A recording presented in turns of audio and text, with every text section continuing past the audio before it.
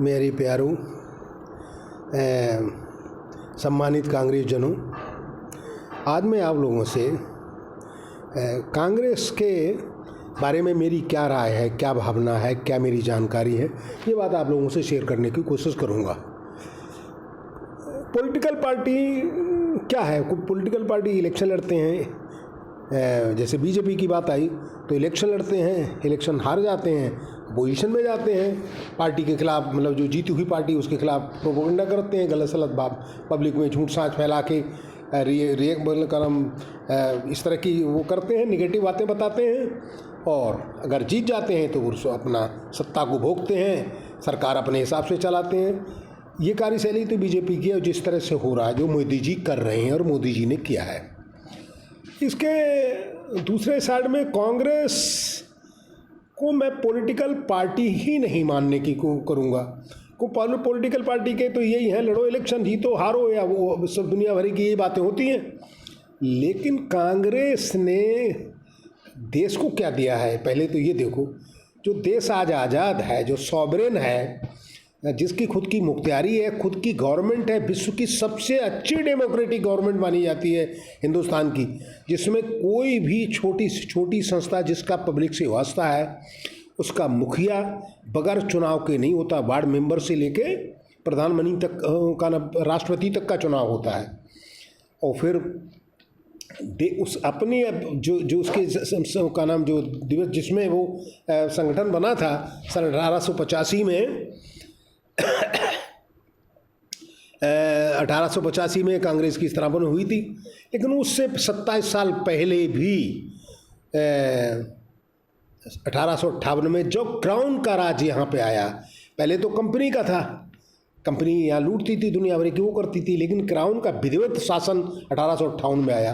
तो उस समय से भी जिस पार्टी ने, यानी जिन लोगों ने, जो हिंदुस्तान के समूह के, हिंदुस्तान के विचारकों ने, हिंदुस्तानियों ने, जिन लोगों ने उस समय से ही अपने खुद मुख्तियारी के लिए बात करना या उसके सामने ये रखा कि जो है हमारे हित के लिए आप करिए, और हम चूँकि हमारे लिए तो आपका राजी हो रहा है, अब वहाँ से बैठ के हमें यहाँ हमारे खिलाफ चाल करेंगे, तो हमारे लोगों के प्रति जितनी भी अच्छी हो सकती है, इस तरह की वकालत करने वाले कांग्रेस वाले ही थे। यद्यपि कांग्रेस का गठन 82 में हुआ, 85 में हुआ, 1885 में, और ये बात है 1858 की, जिसमें क्राउन का राज आया था। तो आप समझ लीजिए कांग्रेस की फिर तो कांग्रेस ने देश की आज़ादी ही कराई। कितनी लड़ाइयाँ हुई, कितने ये सब संघ, कितनी पैक्ट हुए, कितने कॉन्फ्रेंसेस हुई, और कितने बार लोग जेल गए। महात्मा गांधी, जवाहरलाल नेहरू, राजेंद्र प्रसाद, सुभाष चंद्र बोस, अगणित लोगों का राग इतिहास रहा।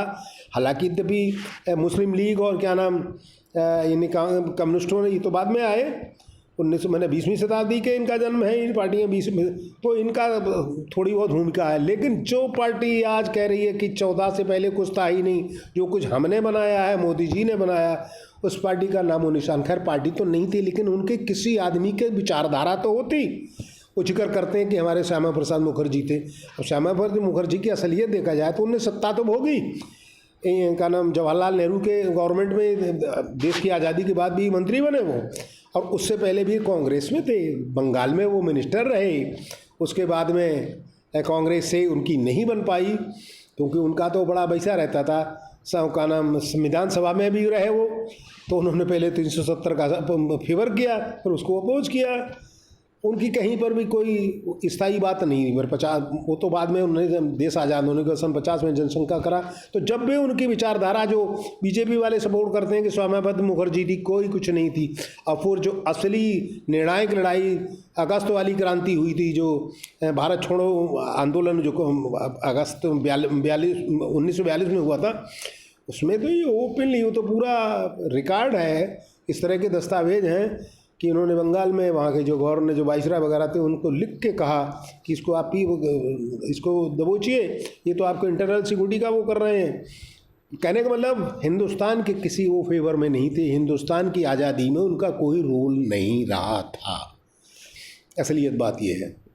अब देश आज़ाद कराने के बाद देश को किस तरह से चलाया जाए, यही थोड़ी है कि अब हमारी खुद की मुख्तियारी हो गई तो खुद मुख्तियारी में बढ़िया शासन चलाया जाए, इसके लिए संविधान बनाया। और पहले मैंने बताया किस तरह की है, इस तरह का संगठन, इस तरह का गणराज्य जिस तरह हिंदुस्तान में, इस तरह का तो विश्व में कहीं है ही नहीं। उसकी वजह ये है कि इसके संविधान बनाने के लिए जो प्रारूप बनने किया वो बी आर राव थे। अंबेडकर साहब को तो खाली कांग्रेस ने इन्हें दिया, ड्राफ्टिंग कमेटी के चेयरमैन बनाया कि वो जो ड्राफ्ट बन के लाएंगे। बी आर राव साहब ICS थे, इंटरनेशनल कोर्ट ऑफ जस्टिस के जस्टिस भी थे और कई बहुत बड़ी पोस्टों पे वो रहे थे। तो कांग्रेसी लोगों ने ही, जवाहरलाल नेहरू और जब उनका ना ये सरदार पटेल ने उनके लिए डिप्यूट किया था, जैसे संविधान सभा बनी संविधान के सलाहकार के रूप में, और कही कि आप बाहर जाइए, और वो लाए, उन्होंने प्रारूप दिया। और वही प्रारूप, वही ड्राफ्ट जो है उसकी ये इन्होंने संविधान सभा में पास करवाया। थोड़े बहुत इसमें जो संशोधन हुआ, लेकिन मूल रूप वही है। तो ये तो इनकी देश की अब ये है कि इतना जिसने किया, देश को आज़ाद कर दिया, बाद में जीरो से लेके कहाँ पे पहुँचा दिया। 2 लाख करोड़ की थी, उसमें कोई को पूरे देश में 1 लाख करोड़ का ना कंस्ट्रक्शन और सर्विस में आउटपुट नहीं था, तो जीरो था। उसको इन्होंने इतना बढ़ा दिया। ये 14 में ये मनमोहन सिंह सरकार को इन्होंने, मोदी जी को गवर्नमेंट में दी, अपना मतलब सौंपा था, तो 156 लाख करोड़ की GDP वाली दी थी। और कितने IIM वो का नाम IIT, और कितने एम्स, और कितनी फैक्ट्रियाँ, कितना आपके डैम, कितनी पावर बिजली वाले, और कितने research centre, atomic centre, research वाले सेंटर, ये सब किसने किए थे? ये कांग्रेस ने किए थे। अब ये जिक्र करते हैं कि अरे ये तो विश्व में बहुत नाम है इनका, ये तो विश्व गुरु हैं।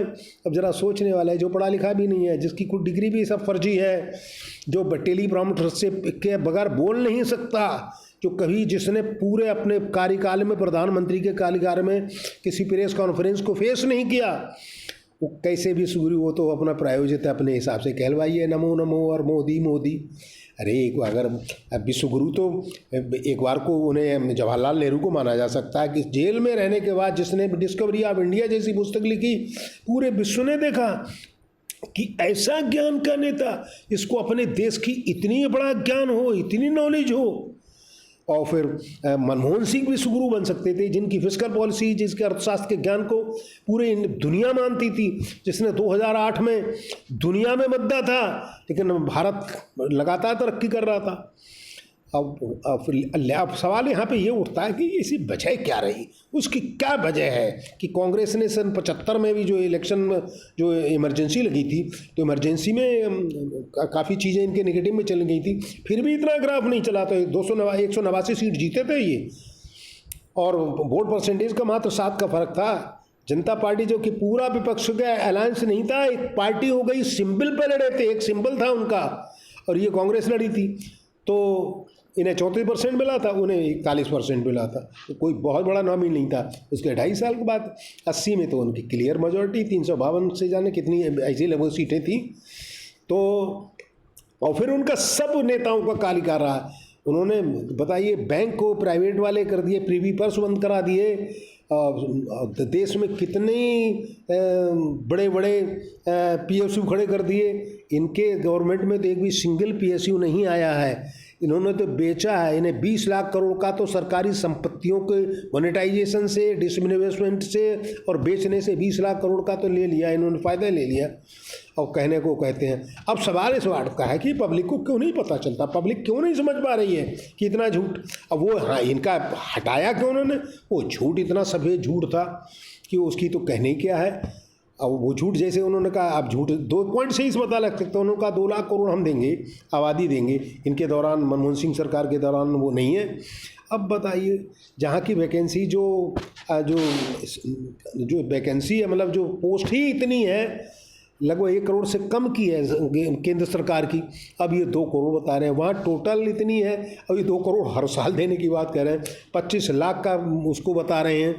GDP सब मिला के 200 मतलब 156 लाख करोड़ की है, और जो ये बता रहे हैं कि हम ब्लैक मनी ले आएंगे वहाँ से, अरे होगी तो यहीं के लोगों की ब्लैक मनी, तो उसको वो बनाई थी 375 लाख करोड़ की जाके, अगर 25 लाख सबको देते हैं तो कितना बड़ा झूठ है, वो तो सब झूठ है। अब उसके बाद उस झूठ का तो साबित इसी से हो गया कि ना तो महंगाई रुकी, महंगाई तब से बढ़ी है, और इसको तो आम आदमी समझ सकता है कि 10 साल पहले महंगाई थी कि आज ज़्यादा महंगाई है। कोई सी ऐसा सिंगल आइटम नहीं है। टैक्स का क्या पोजीशन, पहले टैक्स का था, अब कितना है, और पहले रईस कितने थे। अब इस समय तो विश्व में तीसरे नंबर पर अरबपतियों में गिनती है हिंदुस्तान की।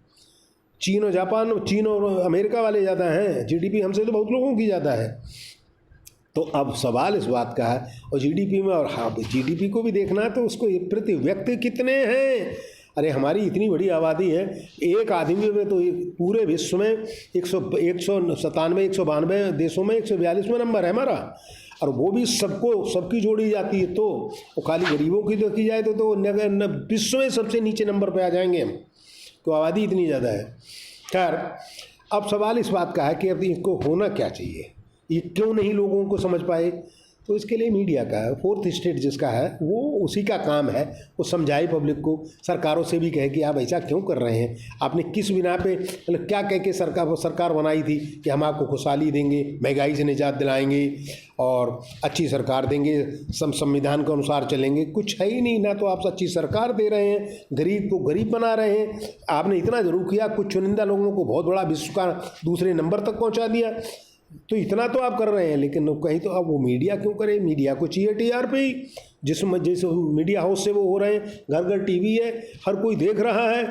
अब हाँ प्रचार ही कुछ इस तरह का, पब्लिक कितना पता लगाएगी, कितनी चीज़ें, इतनी पेचीदगियाँ एक गवर्नमेंट में, इतनी समस्याएं हैं कि उन्होंने कह दिया हम तीसरी नंबर पे आ जाएंगे, लेकिन ये बताएंगे हम कितने नंबर पे आबादी है। वो कह रहे हैं कि वो हम विकसित राष्ट्र बहुत जल्दी होने वाले हैं। विकसित राष्ट्र की पता है कौन सी परिभाषा क्या है, $13,250 प्रति व्यक्ति जब आयत होती तब वो राष्ट्र देश जो है विकसित में आ पाता है। अब बताइए यहाँ 2,500 भी नहीं है, 2,000 से कुछ ऊपर है, कहाँ 13,250।